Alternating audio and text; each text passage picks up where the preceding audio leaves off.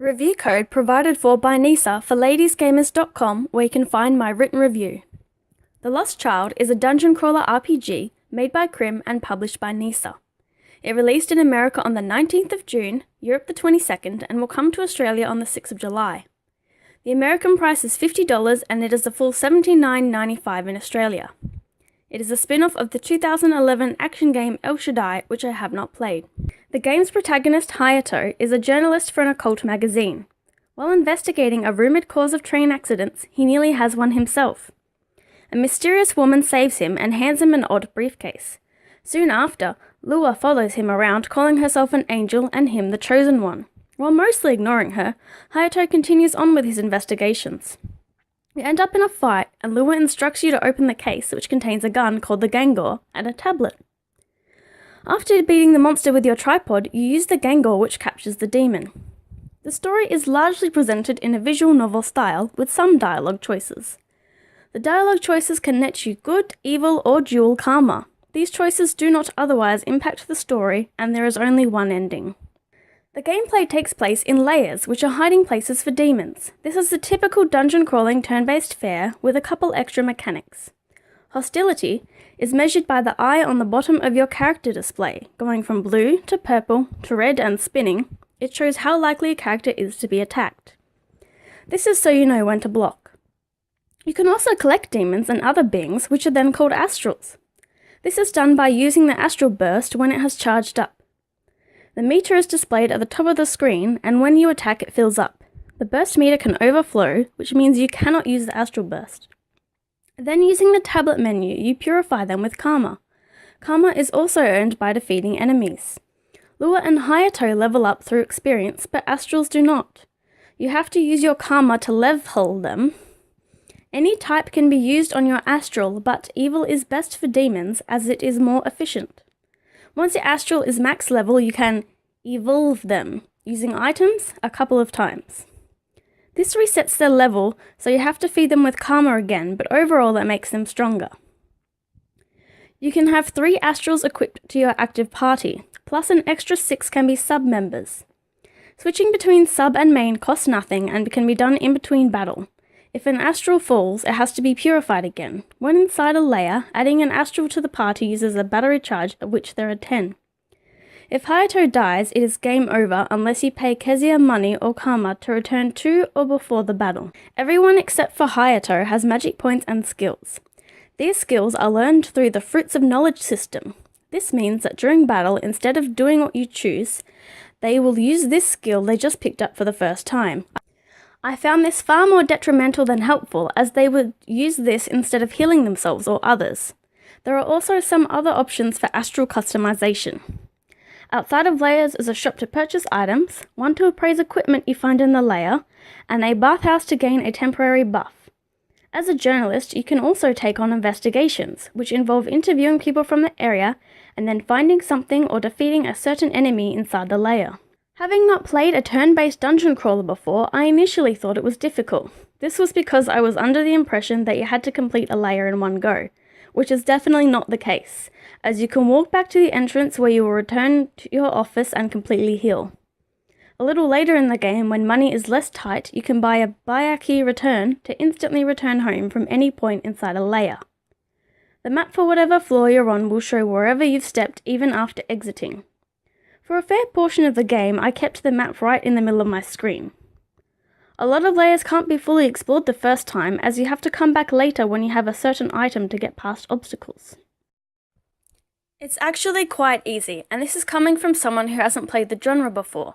4 hours into the game, when I went to change the sound settings, I found that there are 3 difficulties. If you have experience with this genre, I would say to play it on hard.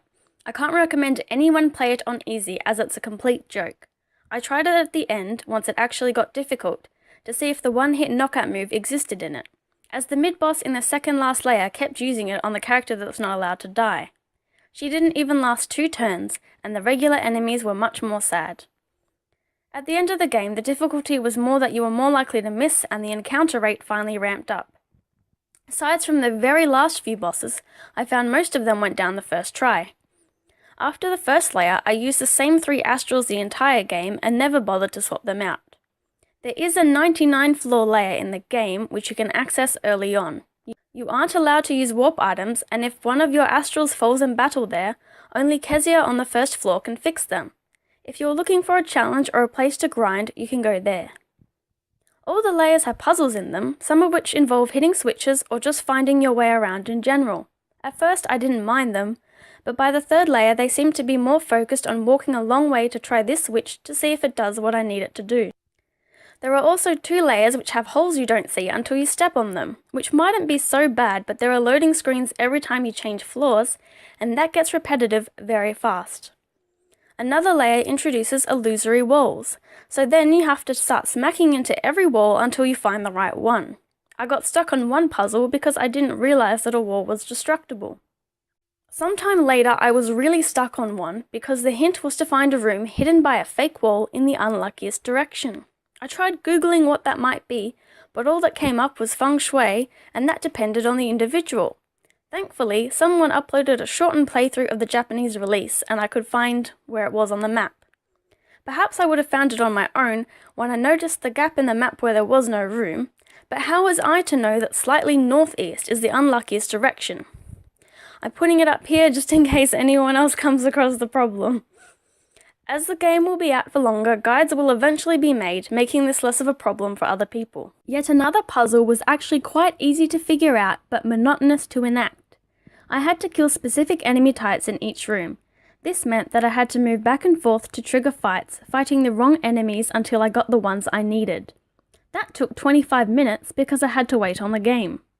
Later there were again a few puzzles I liked, but these other ones were a massive time drain and hampered my experience. The treasure chests are found both in the layer and are dropped from enemies. Trying to unlock it will either unlock it more or increase the danger level. If the danger level goes all the way up, it will trigger the trap.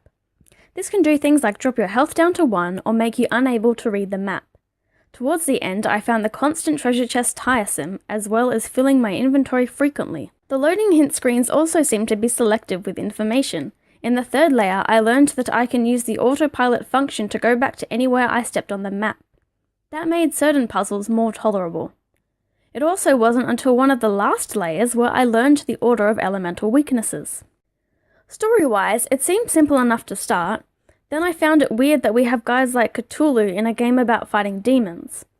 Later on, as it got more complicated, it eventually made more sense. The plot did, not the mixing of various religions and concepts.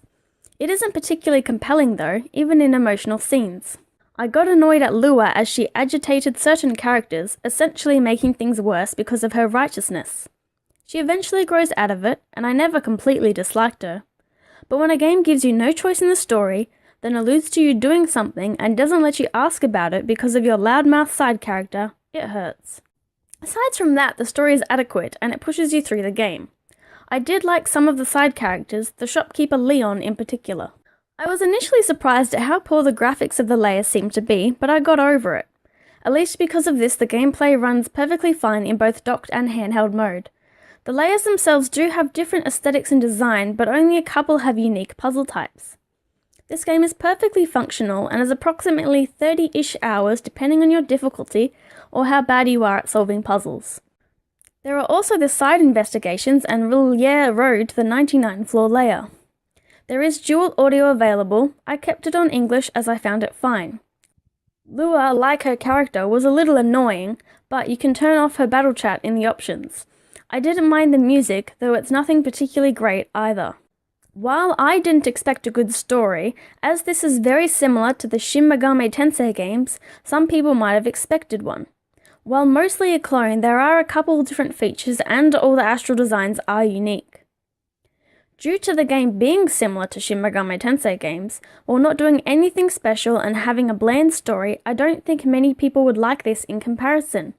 Unless you're a dungeon crawling fanatic and can't have enough. I did enjoy the game a fair amount of the time, but it got truly irksome due to certain puzzles being put one after another. These kind of games probably are repetitive, but it was those things that I found the worst. Because of this, I give the game a 6 out of 10. Lua was a little annoying, but so was her character, and you can turn her...